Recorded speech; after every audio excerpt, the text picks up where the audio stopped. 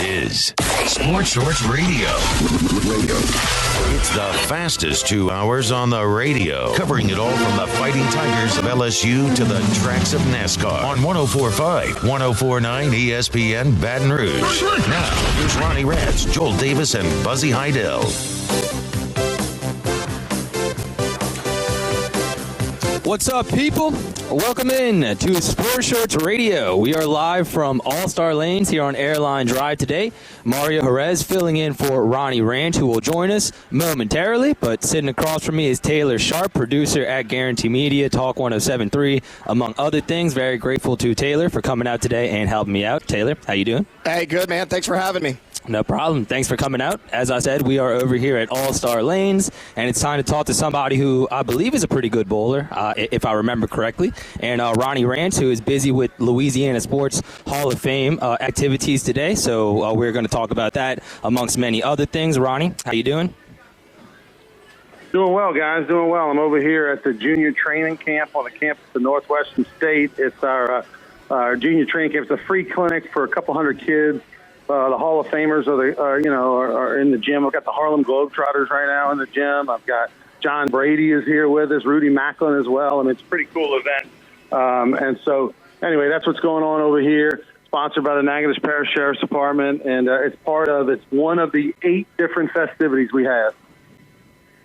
Wow.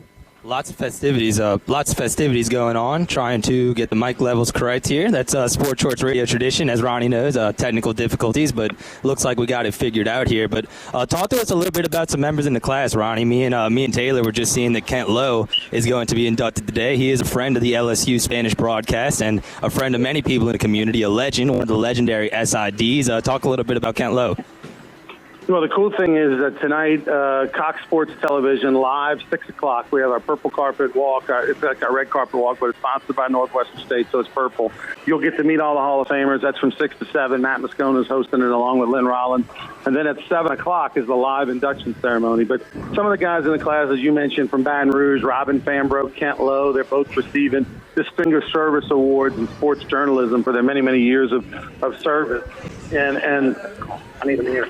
And so she's being honored, and Kent's being honored. It's super well deserved. I mean, it's a fantastic deal. That's tonight on CST at 7 o'clock. Looking forward to that induction. Yeah, Ronnie, speaking of candidates that are being inducted, look, you've handled high school sports here in Louisiana a lot longer than most people. Tell us a little bit about Mackie Freeze. What has he meant for the state of Louisiana? Well, Mackie Freeze, he's the oldest living inductee, 94 years old. He's getting honored today. He was a great player at Grambling as a football player and as a baseball player, undefeated as a pitcher, actually, at Grambling, and never played college football till he got to Grambling and played for Eddie Robinson. But he's in the Hall of Fame for his coaching prowess at Richwood Academy up in high school up in Monroe. 4 state championships in a row in the 60s, 56-game winning streak, which is still a record. So, and just beloved. He's had many, many Hall of Famers that have played for him that have gone on to, be in different Hall of Fames. And I'm glad we had that year post-COVID that pushed this 2020 class back a year. When you're 93 years young, guys, you get a little nervous. But he's had a wonderful time and has a lot of people here supporting him. Yeah, for sure. And, look, all these inductees have meant so much to the state of Louisiana, but to have a guy like Charles Tillman there who really put his name on the map, nationwide with the incredible NFL career he had there. I mean, that's got to be a pretty special moment, right? Yeah, he's so cool, man. Peanut Tillman is, funny. He's got a great personality. He's interacting with the kids right now on the football field at Northwestern State.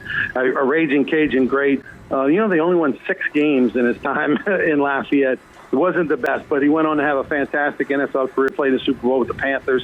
He's here with his family from Chicago and kids and everything. They're having a wonderful time, and he'll be honored tonight as well, 7 o'clock on CST. Ronnie, let's talk a little bit of baseball. I'm sure you're keeping up with this situation. NC State, 11 hours after they took the field, they find out their season's over. Really unfortunate, and they find out around 2 a.m. Eastern time last night. Just has to be a terrible way for your season to end. What do you make of this situation in Omaha? Dude, I mean, it's just absolutely crazy. I mean, come on. I mean, it's just absolutely insane. It's absolutely insane. I mean, how how NC State can, I don't know how the NCAA could do that. I mean, come on, let's swab them, right? I mean, do we have 9? Do we have 9 healthy people that don't have COVID? I mean, it's just unbelievable. In some states you have COVID still, some states you don't. I mean, it's just ridiculous that they're going to take away and make a mockery of the College World Series at this point where 0.000% of the population has it. I think it's insane, and it's ridiculous. I hope Mississippi State wins today, and so that it's an all-SEC final, and everybody in the country's bored over that, and then they're just talking about the NC State scandal because it's just a joke. Yeah, Ronnie, look, they held in there really well with Vanderbilt, 3-1 loss. With only 13 players or 14 players. Yeah, exactly. 9 position players out, 4 pitchers as well. Yeah. Here's my question. The NCAA, told them that they couldn't play. Did they really give a concrete reason as to why that's allowed? I mean, look, if NC State is willing to go out there and play shorthanded, I don't see why the NCAA wouldn't allow them to do that. Yeah, exactly. But they're saying due to privacy laws and all that, they're not going to go into all the details of who's got it, who doesn't. But look, the NCAA has allowed people to have the choice to be vaccinated or not. And listen, I'm a guy who's had the vaccination. I'm not a conspiracy theorist. I think everybody should get it. And I don't, because let's face it, if it's a bad thing, then there's going to be no doctors and nurses that are alive to treat us because they all got it first. All the policemen got it first. So just go get vaccinated and let's forget about this stuff. But if you don't get vaccinated, because my understanding is that it's the choice, I would love to know how many people have COVID and how much of it is just simply contact tracing. The big difference between testing positive for COVID and just being around someone in the same room or vicinity of someone who has COVID, which means you might have COVID. So it's just a crazy world we're living in right now. I don't know at what point we're going to eventually just move out of this COVID crazy world and be okay, because the numbers show we should be out of this crazy COVID world, but for whatever reason, rules-wise, governmental-wise, we're not in some parts of the country. Jumbo Ronnie Rance joining us here on Sports Shorts. Mario Jerez and Taylor Sharp filling in, and you can tell Joel Davis isn't here because the moment Ronnie said conspiracy theory and that he's not a believer in one, Joel would have went on some tangent about he'd going nuts. Oh, yeah. Joel's definitely a conspiracy guy, but listen, by the way, I appreciate you guys filling in, pinch hitting for us over at All-Star Lanes and doing a great job for us. Appreciate All-Star Lanes for their support over the years. Joel and Buzzy, Buzzy's on a golf course somewhere. Let's just cut the BS. That's what he's doing. Joel's on vacation with the family, much deserved. He works super hard. Buzzy, I don't know so much that he works that hard. But the gang will be back next Saturday on Sports Shorts. But I appreciate Mario doing what you're doing. And I'm up here in Natchitoches, and check out the Hall of Fame tonight at 7 o'clock. Let me give a quick take before I hang up the phone, and that is Jay Johnson's the new baseball coach at LSU. Yeah, the Sports Shorts audience needs to know. Who saw this one coming? I mean, nobody knew Jay Johnson was, 2 weeks, week and a half before he got the job. I'm not a big fan of it. I mean, I hope it works out, of course, being an LSU alum. I don't want it to not work out, but I wanted Mike Bianco. I wanted Cliff Godwin. There's probably other guys that I wanted before Jay Johnson. He's got no ties to the state, no ties to the SEC. Nevada, Utah, Nevada, LA, Arizona, California. I mean, he's coming. This is a rogue Scott Woodward all on his own call, and hopefully it works out. But it's not what the alumni wanted. It's not what Skip Bertman wanted. It's not what really any of the power people wanted. This is just a call on his own, and we'll see. Two World Series in 6 years at Arizona. He was in Lafayette in 2016 for a regional. Talk to the Raging Cajun people that were around that regional. They'll have an opinion. It's interesting. Hope it works out, though. Obviously, I'm a Tiger first and want Jay Johnson to work out. I'll be there at the press conference with my purple and gold pom-poms pulling for him. I'm sure a lot of people will be, Ronnie. Thanks so much for joining us, and good luck with everything today. Thank you. I'll talk to you guys later. Thanks to All-Star Lanes for hosting you guys. Yes, sir. There he goes, Ronnie Rance. And feels like every LSU guy, Taylor, every guy associated with LSU, anybody who, frankly, is friends with Skip Bertman or Paul Maneri, kind of wanted Cliff Godwin or Mike Bianco to be the guy. But clearly Scott Woodward has valued things like experience and the 2 trips to Omaha in 6 years that Jay Johnson has had in Arizona over familiarity with Louisiana and with the SEC. But that seems to be kind of the big concern with the hire. Yeah, it definitely does. it's I like the hire. I really do. I mean, he would have been my choice if those would have been my final three candidates. That Jay Johnson's the guy I would have picked. He had a lot of success early on here at Arizona. And, Ronnie mentioned, he's making a trek across country to take this job. He's a guy that's been on the West Coast a lot. But, look, you go back and look at his recruiting classes. Very good recruiter. I think he's going to do fine here. I mean, LSU's a big name, and he's already got a guy who was committed to Arizona for the future to flip his commitment to LSU since he's taken this job. So I think he's going to do fine. I don't think familiarity is going to matter too much because the guy can flat out coach. And I think LSU fans are going to be excited as to how well this team's going to hit the ball under Coach Johnson. A lot of people are, and he's definitely inheriting a really good team, especially when it comes to hitting, which is kind of his specialty. And anybody who's a hitting coach or anybody who's a head baseball coach obviously has got to be licking their chops when you're inheriting a team that has guys like Dylan Cruz and Trey Morgan, and we're not even getting into like the K. Doties and guys that can be superstars when it comes to hitting. So a lot of people really excited about Jay Johnson for that reason. But again, when it comes to the unfamiliarity with Louisiana, with the SEC, that makes some people concerned. But the expectations are going to be there from the start. So we're going to find out, and we're going to find out really soon. We're going to take a break here on Sports Shorts. Mario Jerez alongside Taylor Sharp. We'll be right back, talk a little bit more LSU baseball and other sports. Sports Shorts Radio, 1045 ESPN Baton Rouge.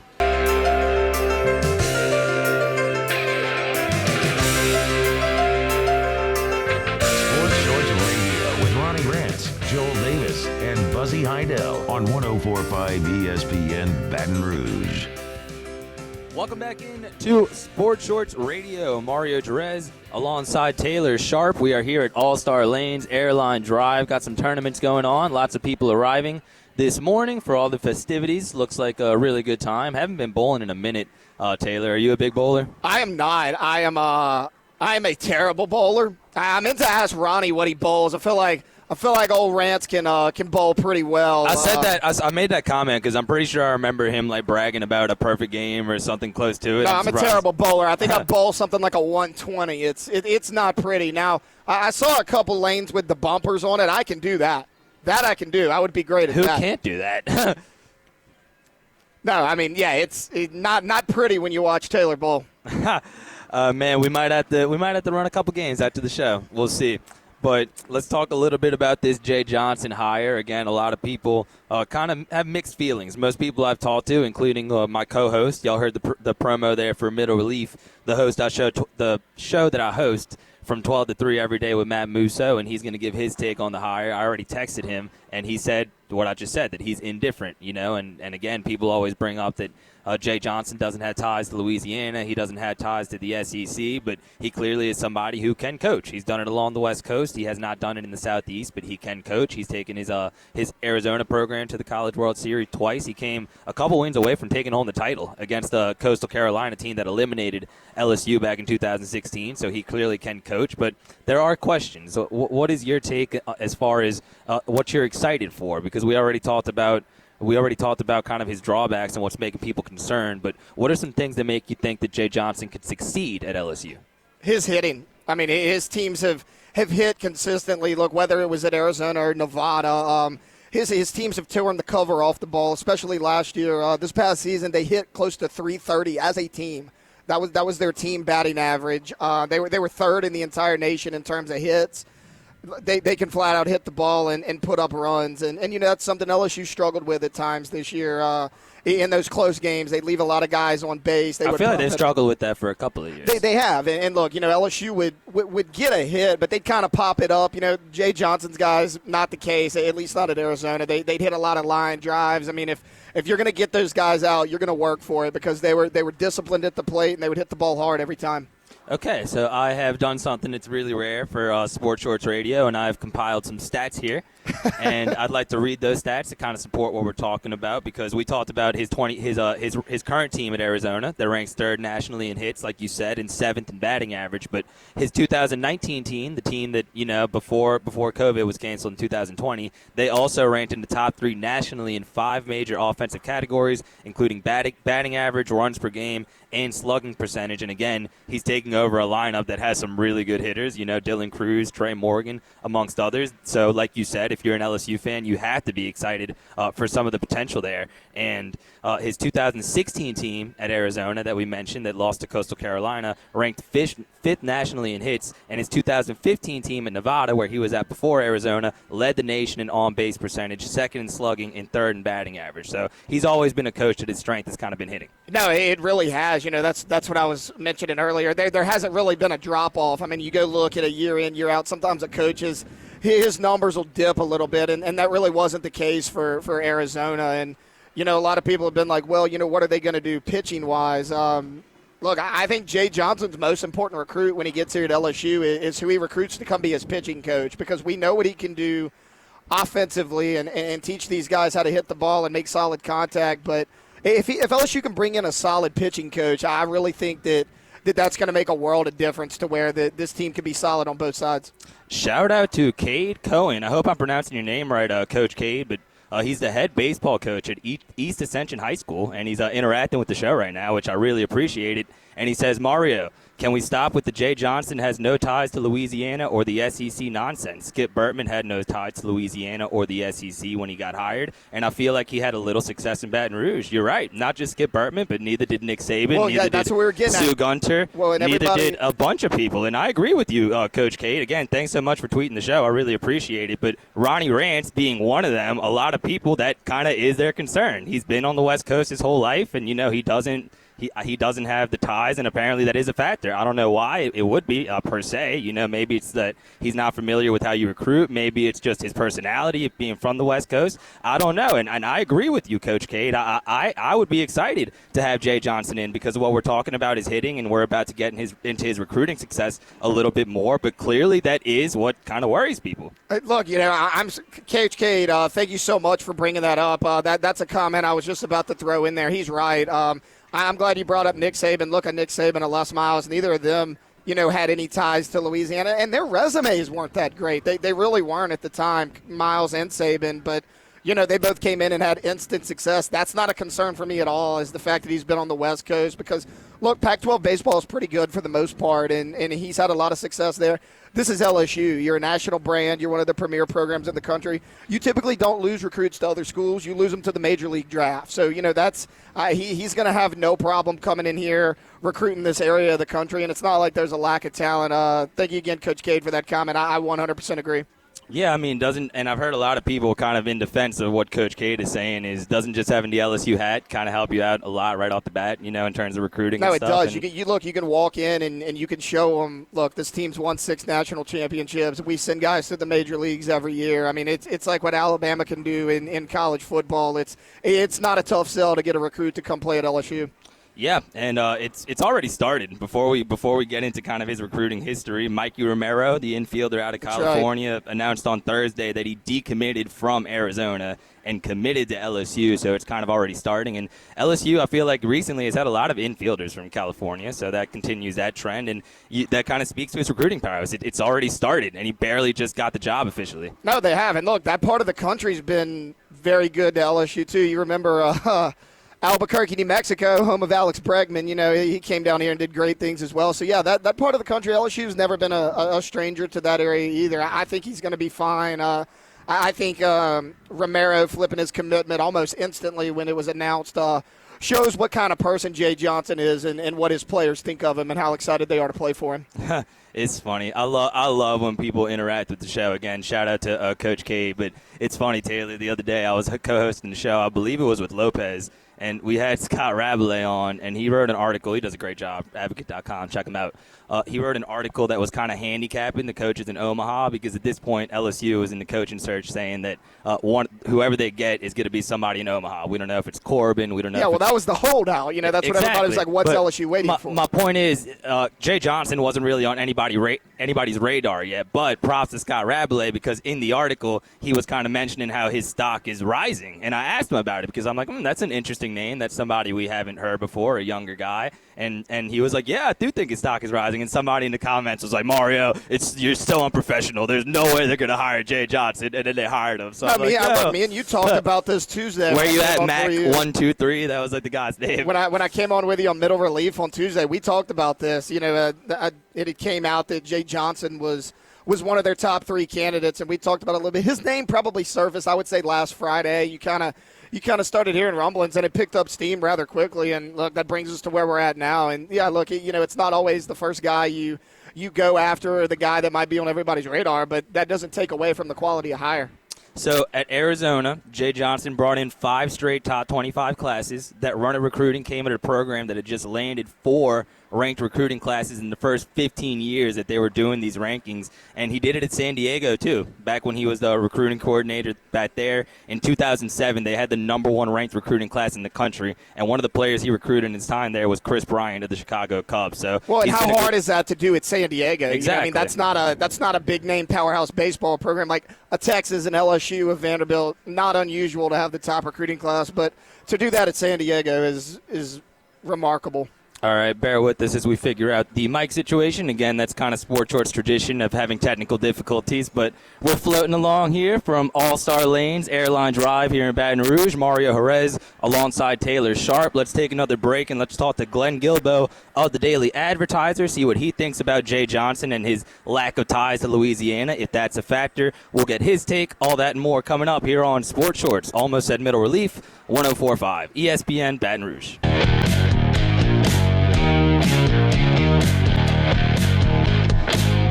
Sports Shorts Radio with Ronnie Rentz, Joel Davis, and Buzzy Heidel on 1045 ESPN Baton Rouge. Welcome back into Sports Shorts Radio. Mario Jerez filling in for Ronnie Rantz alongside Taylor Sharp. We're here at All-Star Lanes on Airline Drive, Baton Rouge, Louisiana. Lots of bowling tournaments going on today. Good crowd on hand. Looks like a really good time. Time to welcome on our next guest and our first guest on today's show. He covers LSU and the Saints for USA Today, and he's been breaking a lot of LSU baseball news recently. Glenn Guilbeau joining us here on Sports Shorts. Glenn, thanks for the time. How are you? Sure. Good morning. How are you guys? Good morning. Doing great. So we'll keep it open-ended to start here, Glenn. What was your initial reaction to LSU hiring Jay Johnson? Well, as of a week ago today, I was told he was the favorite of the 3 finalists. So I wasn't surprised that he got the job, and I knew another sports writer told me that he would definitely come if offered. So I wasn't surprised that that all went down pretty quickly. I thought there was a couple other coaches out there that might have been better hires right now, but he's younger than those guys, Mike Bianco and Jim Schlossnagle, and has a lot of promise. And the 2 World Series, I think he's a very good hire. You're our second guest to kind of share that sentiment, Glenn, that LSU could have did better. Ronnie Rantz was on here a couple minutes ago, and he was bringing up Cliff Godwin and Mike Bianco, amongst other names. There are certain qualities that have LSU fans excited about Jay Johnson, his history in recruiting, also kind of his dynamic offense at Arizona and in his time in San Diego when he was a recruiting coordinator. But what are your main concerns when it comes to Jay Johnson as LSU's next head baseball coach? Well, he doesn't have any experience in the SEC or in the region, but sometimes that's cosmetic. Obviously, there's been some great coaches at LSU who barely set foot in the area. Nick Saban, Paul Dietzel, Dale Brown, Skip Bertman. But those guys all went to programs at LSU that were in terrible shape at the time, so they didn't care where the coach came from. Whereas this program, it's been the back-to-back super regionals, and in baseball, the SEC is kind of far and away the best league. So I think it helps if you got somebody from that league, in the same battle circle, recruiting-wise, that he's going to be in. So that would be Mike Bianco would be excellent there, and really I thought Jim Schlossnagle would have been excellent too, but there wasn't much interest shown in him, and he would have gone to LSU over A&M. Now he's at A&M, and he took LSU's great recruiting coordinator, Nolan Kane. He's got Jay Johnson, pitching coach now. So that was tough. But the thing about Jay Johnson is he's 10 years younger than Bianco. He's 6 years younger than Schlossnagel. He's shown a lot of promise in his coaching, and plus he's got a lot of offense in his background. Not necessarily home runs, but batting average, on base percentage, hits. So that could be exciting for LSU fans. And he's the youngest coach LSU has hired since he's like a couple years older than Jack LeMay was 42 when he got hired at LSU. So that's kind of interesting. You know, I think Scott Woodward went for his youth and for his potential over skins on the wall right now. So, Glenn, you obviously have concerns about, and you share that with a lot of people about, he doesn't have a ton of experience in the SEC. He hasn't really coached in this part of the country yet. But, you talked about his age a little bit being a plus. Was that the ultimate deciding factor for LSU to hire Jay Johnson, or was there some more that we haven't heard yet?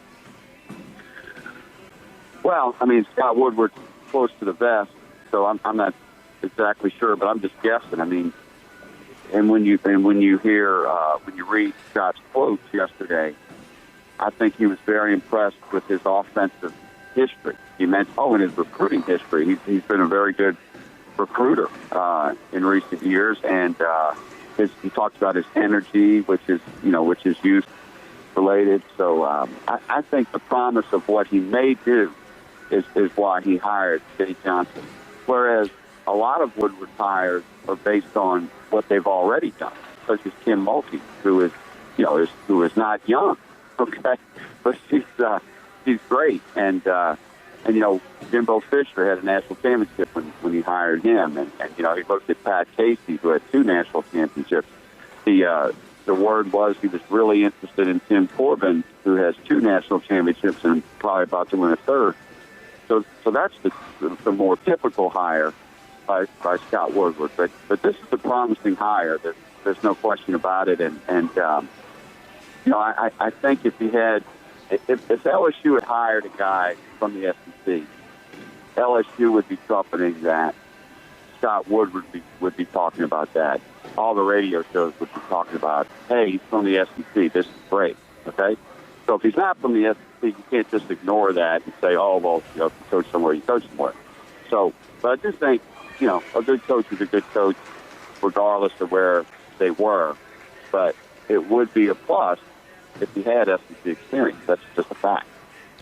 No, I agree with that, and I like your take about, he's a good recruiter, so maybe that'll help him, transition a little bit easier to not having that experience in the SEC. But, Glenn, let's shift a little bit to kind of, what kind of staff he might put together. We talked about how great he is as a hitting coach, and his coaches are, his teams are always tearing the cover off the ball, it seems like. But, pitching-wise, everyone's been talking about a pitching coach. Do you think that might be what makes or breaks Jay Johnson's time here at LSU is who he gets for that role?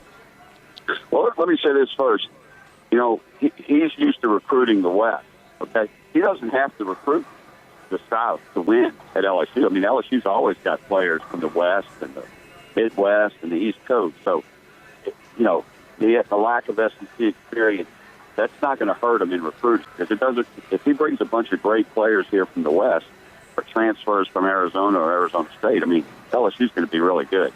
I think the key thing for Jay is, he lost that pitching coach to Texas A&M, but they were in the World Series this year because of their hitting. I mean, they led the nation in runs scored. They were up there in batting average, So I think he'll be able to find a pitching coach. I don't think that's like a make or break.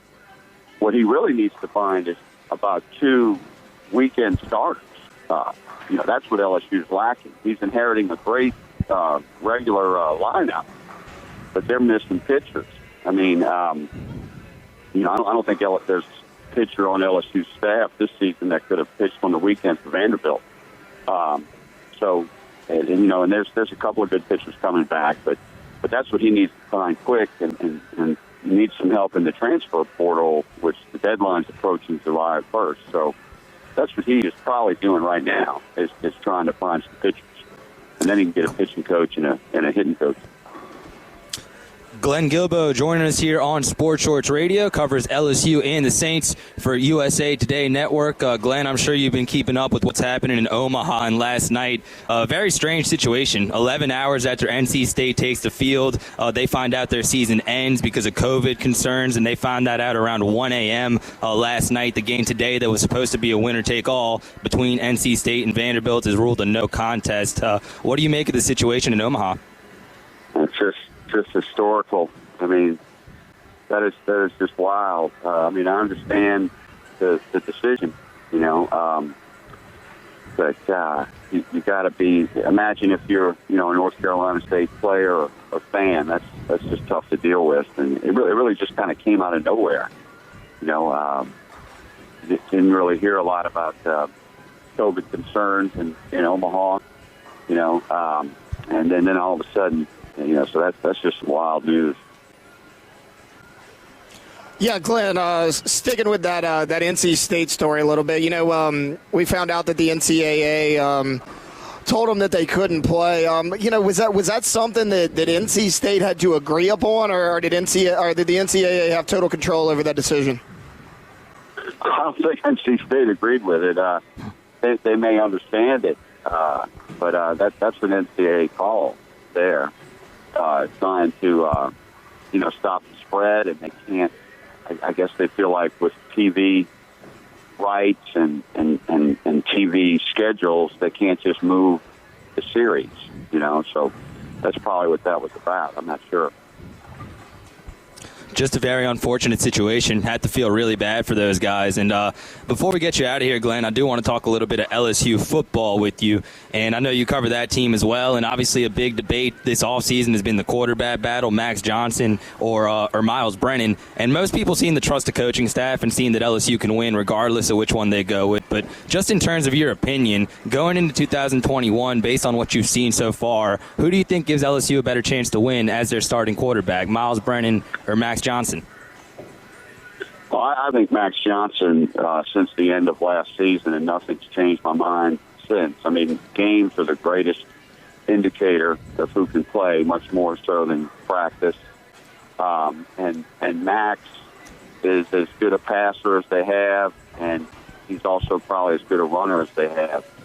So I think that's what's going to keep him in the lineup. Plus, I mean, the leadership and poise he showed on the road at Florida against a very good team, and then played well against, Ole Miss, even though they have a terrible defense. Just very impressive. Miles Brennan had some great stats as well early last season, but those weren't against nearly the quality of opponent as a Florida. And I think, I just don't think Miles is as sturdy as Max. I think he's more injury prone. So I just think Max is your best bet there, with Miles as the backup who may play some. But I see Max as continuing to be the starter.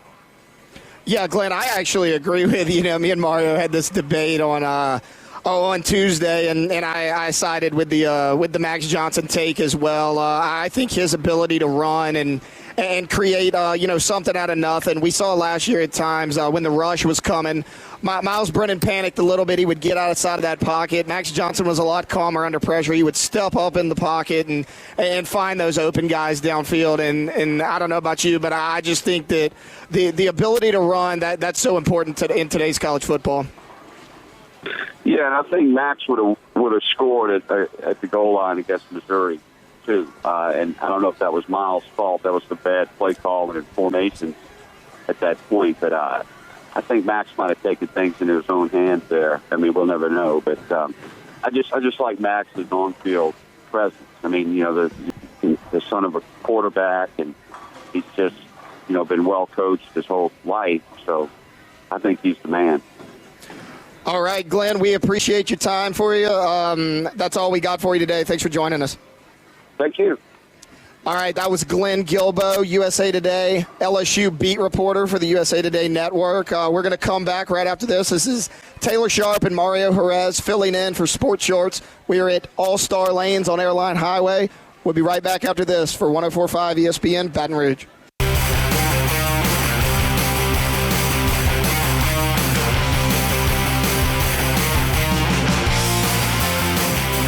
Sports Shorts Radio with Ronnie Rentz, Joel Davis, and Buzzy Heidel on 1045 ESPN Baton Rouge. Welcome back in to Sports Shorts Radio. Mario Jerez alongside Taylor Sharp here at All-Star Lanes. There is a lot of people here right now throwing me off a little bit, but it's all good. Looks like everybody's having a good time. We're having a good time talking a little bit of LSU baseball and a lot of debate when it comes to Jay Johnson and his not having ties to LSU or the SEC. A lot of people think that matters. A lot of people think that don't. Some people contradict themselves when it comes to that topic. But, hey, it is what it is, Taylor. At the end of the day, Jay Johnson has had success as a head baseball coach so far, and he's coming to a baseball program that has a lot of tradition behind it, a lot of firepower behind it. And if he's worth anything as a coach, he's going to do a really good job at LSU. No, he will. Look, he has all the resources in the world. We already talked about how much of a national brand LSU is, and that, you know, if he's any sort of decent recruiter, which hearing the takes on him, it sounds like he does really well in that area. He's going to be fine here. I think he'll fit in perfectly. He'll have an easy transition because of the offense that he brings, because of how well he can recruit. You got the talent here at LSU. You got some big name hitters. Look, you mentioned earlier Dylan Cruz, Trey Morgan, Cade Doty, guys like that. You know, guys that can really make solid contact with the ball, and you know, the Dylan Cruz being able to take it deep like that along with Dugas and Doty, I think he's going to do really well here. Do you have an opinion? And it's okay if not, if you're not as well read up on like some names that they're considering. But you're talking about the pitching coach and how important that's going to be. I've heard many names floated out there, and some of them with Louisiana ties. I've heard a lot of people bring up Jake Gautreau, who's a legend of the New Orleans Zephyrs. That's honestly how I know who he is, not because of his time at Tulane, but because I remember watching him play for the Zephyrs, and he was really good. They had a lot of good players on that team. Fernando Tatis Sr., Sandy Alomar Jr. I'm starting to go on a tangent here, but the point I was getting to, Taylor, is have you heard any names or any guys that you think LSU should be interested in hiring as their pitching coach? Look, a name that's actually been floating around is Rob Childress, who just got let go at Texas A&M. He was actually their head coach, but you know, he's a solid pitching coach. That's a name that's kind of been floated around.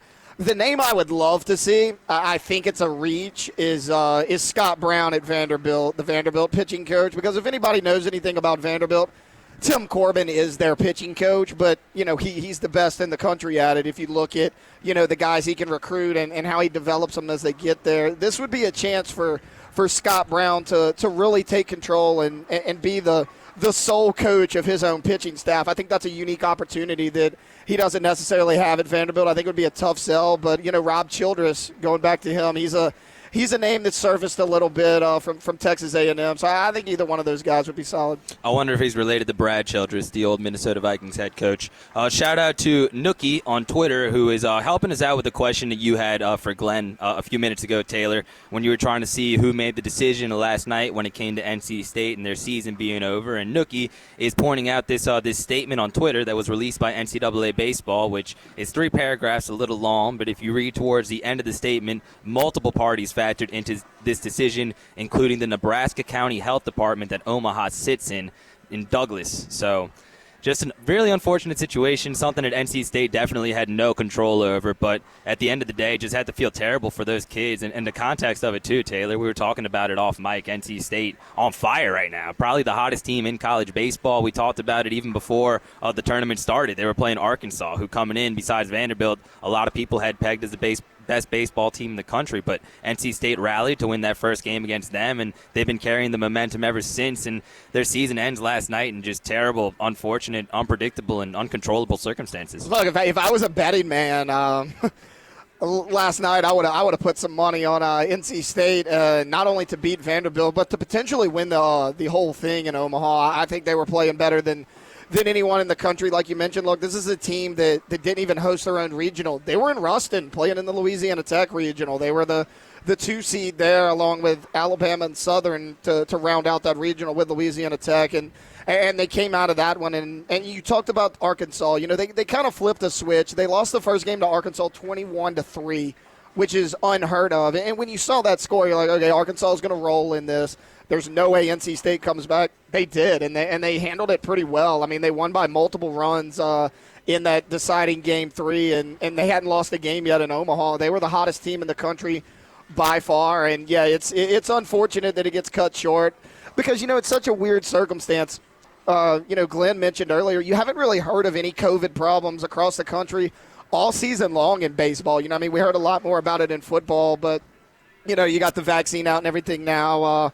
For them to have 13 players out at the most inopportune time, you feel terrible for the coaching staff and the players who have worked so hard to get there, but look, it's just one of those things we have to adapt to in the crazy world we live in. Yeah, and you mentioned it. I thought we were done with this kind of stuff, man, like the COVID and it impacting games and it canceling people's season and stuff. And even recently, like, it's been so cool to see, like, the beer showers at Ole Miss and see the big crowds and seeing Omaha as Omaha, the College World Series in a traditional sense with everybody there. It's really nice, and it's just really unfortunate. Again, I thought we were done with this kind of stuff, but apparently we're not, and it ends NC State's season. And if you're Vanderbilt, you have to feel bad for those players because obviously they're going for the championship and they're a program that has won championships recently, but in the back of their head, and maybe not the players' heads, but in the eyes of fans and stuff, I'm not saying it puts an asterisk on the title, but it does. Yeah, but it definitely takes a little bit of shine away, and you can't help but consider that when you're talking about this version of the College World Series. No, you absolutely do have to take that into consideration. We've been talking about how hot NC State's been. They've been dominant in hitting as well as pitching. They've looked so good on offensively and defensively, and yeah, Vanderbilt's a team that had struggled lately hitting the ball, but they caught a break there. Whether it was warranted or not, Vanderbilt moving on to the final, and we will find out tonight who they will play. The winner of the Mississippi State-Texas game, winner take all tonight to face Vanderbilt in that College World Series final. So we got a couple minutes left in this segment. We're going to talk